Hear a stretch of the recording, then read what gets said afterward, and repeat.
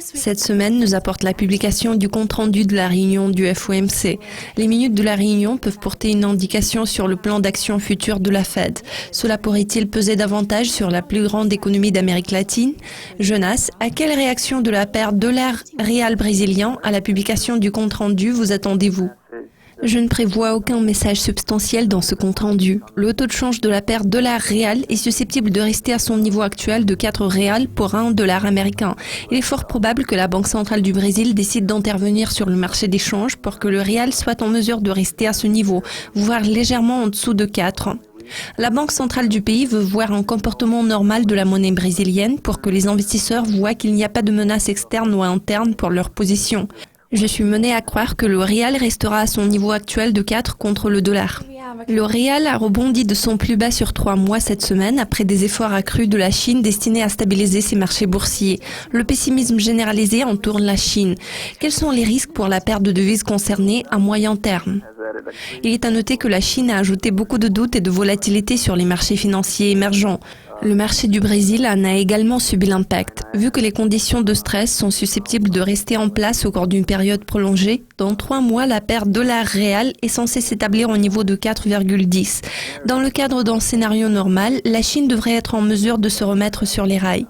Nous envisageons que la Fed va relever les taux à nouveau dans cet intervalle. En plus, le gouvernement brésilien va également prendre des mesures pour que le réal brésilien s'établisse aux environs de 3,90, 3,93 contre le dollar américain.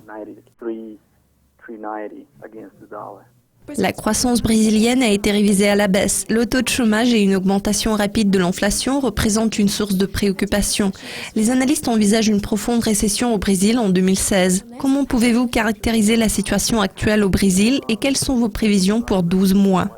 La recette clé qui permet de normaliser l'économie brésilienne consiste à maîtriser l'inflation sans que la Banque centrale ait recours à un relèvement des taux d'intérêt.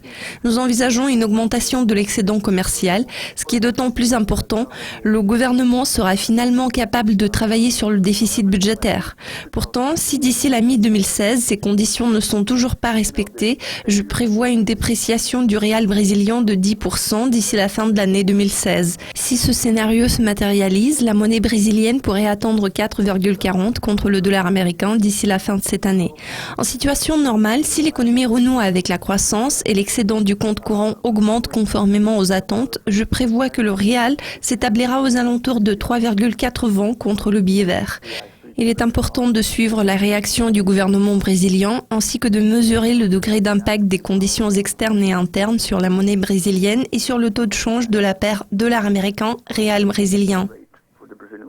Jonas, tous mes remerciements pour votre participation. Très bientôt, Sam Meredith vous présentera une nouvelle édition des prévisions financières portant sur les perspectives de la couronne suédoise. À la prochaine.